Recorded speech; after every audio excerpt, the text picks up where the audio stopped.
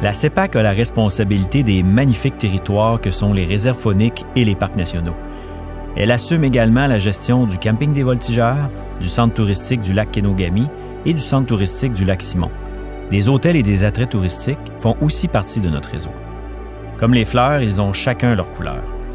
Au manoir Montmorency, présent dès 1985, les établissements se sont joints un par un.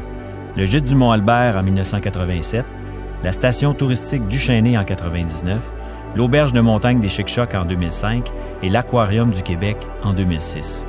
Des bâtisseurs nous racontent cette riche floraison et aussi les défis qu'ils ont dû surmonter.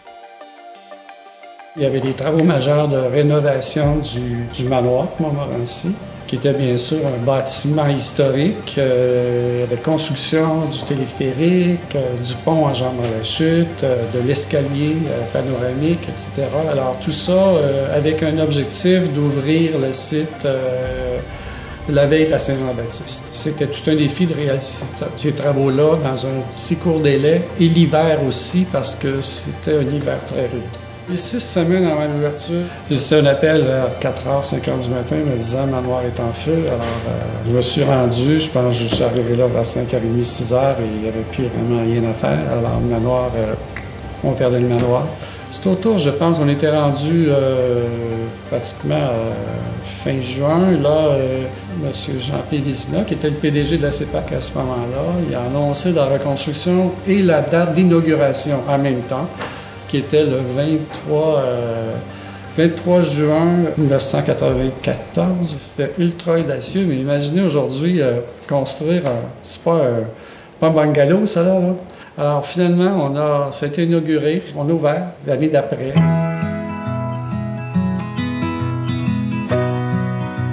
En 1994, c'était l'ouverture de la nouvelle version du gîte du Mont-Albert, un établissement iconique de la Gaspésie. Juste un petit clin d'œil, en 1994, on louait les chambres à 69 $ la nuit. L'industrie a évolué, mais c'était vraiment un produit qui était super abordable dans un lieu unique. On était complet du 24 juin au 9 septembre, tous les étés que j'étais là. Donc, on avait vraiment une belle clientèle qui venait découvrir un beau coin du Québec, qui est la Gaspésie. Quand le gouvernement a décidé de transférer le réseau des parcs, il a transféré aussi en même temps à la CEPAC la station forestière de Duchesnay. On m'a offert l'emploi. Et donc là, le principe, c'est qu'on avait un plan de développement. Il fallait revoir un peu toute l'offre qu'on faisait à la clientèle. Alors, quand je suis arrivé, on était 17 employés, m'incluant. Et quand je suis parti 7 ans plus tard, on était rendu près de 200 employés. Donc, on avait investi beaucoup d'argent. On avait créé l'auberge qu'on a ouvert là, en 2005. On est parti de pas grand-chose, puis on a fait, je pense, un beau produit touristique dont la région est très fière.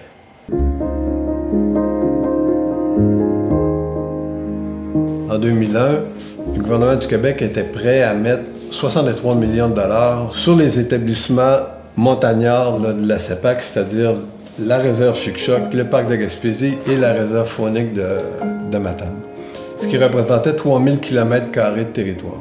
Yvan Bilodeau, qui était président de la CEPAC, et Michel Noël-Deltilly, qui était président du conseil d'administration, ils m'ont demandé de les rencontrer. Ils ont dit « Toi, Gilbert, ça fait 25 ans que tu te promènes dans le massif. À pied, en ski, en raquette, en canot, en hélicoptère, t'as guidé du monde sur le territoire, tu dois en avoir des idées de développement. » De bien sûr, des idées. « Ouais, laisse-toi aller. » Puis là, j'ai conçu une auberge. Une auberge avec une programmation, puis une clientèle possible, puis toute l'équipe. Puis j'ai déposé. J'ai dit, ouais, ça, c'est pas mal bon, ça. C'est bon, c'est bon. On est prêt à supporter ça. C'est à partir de là que là, j'ai commencé à réfléchir sur un lieu d'hébergement, mais un lieu d'hébergement, l'auberge de montagne, c'est pas un hôtel. C'est un lieu de récréation, de tourisme, c'est un lieu d'intégration au milieu naturel, c'est un lieu déstabilisant. J'ai regardé le grand territoire, 3000 km, j'ai dit bon, là, il fallait que ça soit distinctif. Pour avoir une programmation d'hiver, puis d'été, puis tout ça, il me fallait de la topographie. J'ai isolé une bulle de 60 km². qui fermait l'accès visuel sur tout ce qui pouvait ressembler à civilisation. Aucune trace humaine ou presque, sinon un vieux chemin abandonné depuis les années 60, 75 à peu près. Il fallait quand même localiser l'auberge sur ce territoire de 60 km. Et finalement, un printemps, je suis à la neige, je suis arrivé à une place, il y avait un boulot, la branche était bien placée, j'ai sorti un ruban, je l'ai attaché après, j'ai dit ça va être ici. Là, c'était pas rien parce qu'il fallait construire une route pour s'y rendre aussi. Pour se rendre à mon ruban, il y avait minimum 10 km de route à construire. Et sur ce 10 km-là, il y avait une dénivelée de 500 mètres à peu près à franchir. Il ne faut jamais oublier que l'auberge de montagne, le mandat premier, ça a été de créer une cerise sur le Sunday, du projet de mise en valeur des Chic-Chocs. Nos élus ont compris qu'on était un outil de développement important, puis on avait de la compétence. Donc, transfert de l'aquarium et du jardin zoologique à la CEPAC, avec la mission de développer l'aquarium et malheureusement de fermer le jardin zoologique. Alors, c'est de même qu'on est parti.